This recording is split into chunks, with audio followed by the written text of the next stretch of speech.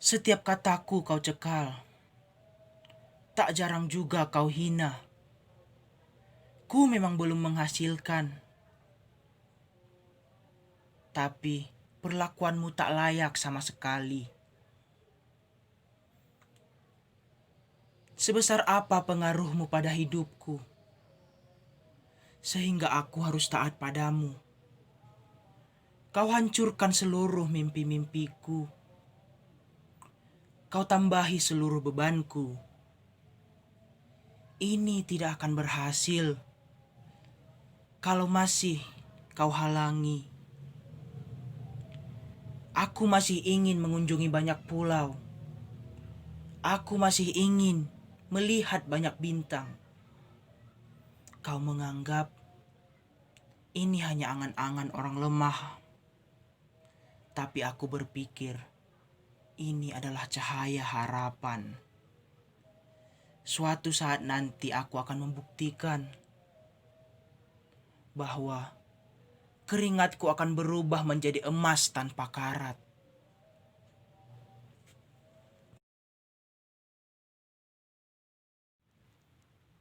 Oke, untuk video yang baru diputarkan tadi menceritakan seseorang yang kesal, marah karena sering diremehkan dan juga misalnya sering tidak dianggap atau seolah-olah dia itu tidak punya masa depan. Dan makanya dia menulis sebuah puisi untuk menuangkan isi hatinya, keresahannya yang sering dilakukan orang-orang kepada dia. Memang dalam video tersebut masih banyak kekurangan saya karena itu adalah video pertama saya dalam membaca puisi, dan mudah-mudahan saya bisa membenahinya.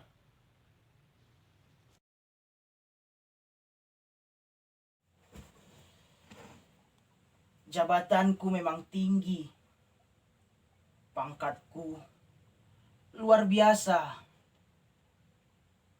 Tetapi ini menjadi beban untukku. Sehingga aku tidak bisa menjaga keluargaku. Mungkin aku adalah jenderal yang tak bertanggung jawab. Mungkin aku adalah ayah yang tidak bisa diandalkan. Hari ini aku sangat bersedih, bersimbah penyesalan. Aku yang seharusnya menjadi pelindung digantikan oleh putriku yang tak berdosa. Timah panas yang setiap harinya ada di tempat kerjaku ternyata harus merenggang nyawa putriku.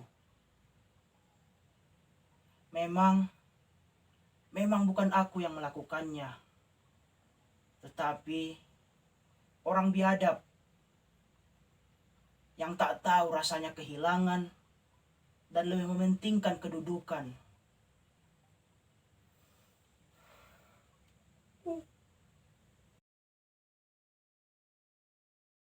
Nah, sudah melihat videonya kan?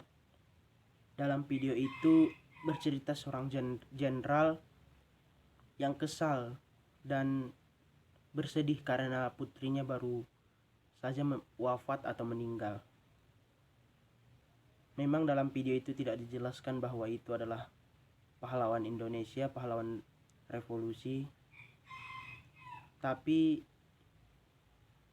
saya mengambilnya dari kisah Jenderal Ahmad Haris Nasution yang pada saat peristiwa G30 SPKI putrinya merenggang nyawa karena tertembak oleh pasukan Cakrawirawa.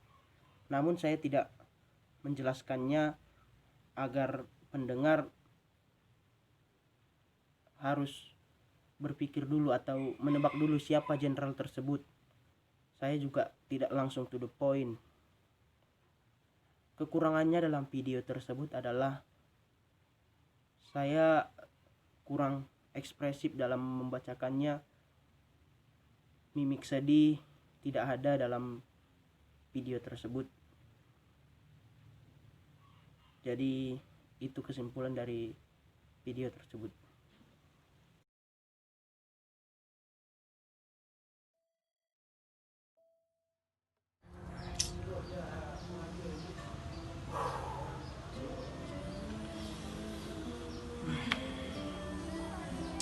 Hatiku terkoyak-koyak saat tak mendapat kabar darimu.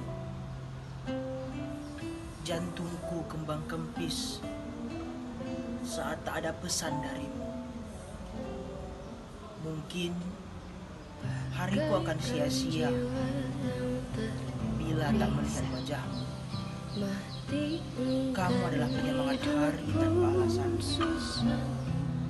Kamu adalah fajar yang aku tunggu. Kamu adalah penyegar dalam terikku. Dan kamu adalah indah dalam senjaku.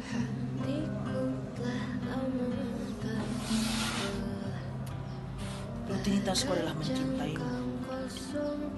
Namun cinta yang paling tulus adalah merelakanmu pergi dengan orang lain tanpa kehadiranku.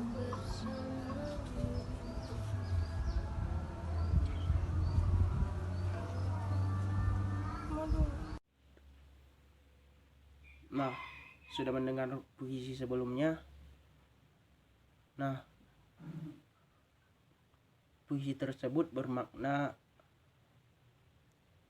adanya seseorang yang memiliki tambatan hati, namun dia tidak bisa mendapatkan hati seseorang yang diidamkannya itu. Lalu dia bersedih, namun di sisi lain dia bahagia juga melihat pasangannya atau melihat dambaan hatinya bahagia walaupun bahagianya tidak bersama dia. Nah, dalam video itu atau dalam puisi itu sang penulis sangat menggambarkan rasa sedihnya di dalam puisi tersebut. Tapi masih banyak kekurangan dalam video atau puisi tersebut, terutama di bagian raut mukanya, raut wajahnya. Namun saya akan lebih berbenah lagi.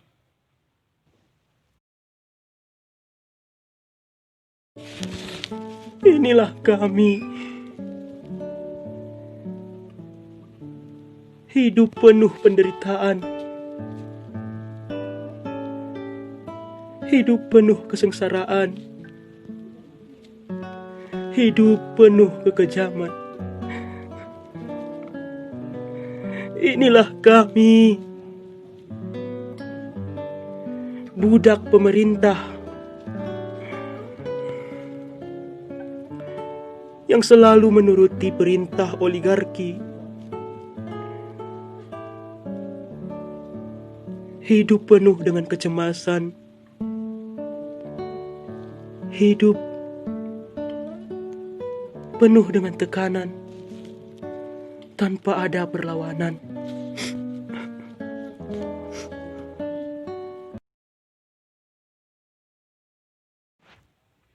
Nah, video sebelumnya juga menceritakan kekesalan seorang rakyat kepada pemerintah. Namun seberapa kesal pun dia tidak bisa melakukan apa-apa. Hanya bisa menuliskan puisi, membacakan puisi. Nah, dalam video yang tadi saya sedikit mengubah intonasi saya yang biasanya agak datar. Di situ saya membuat intonasi yang cukup untuk sedih.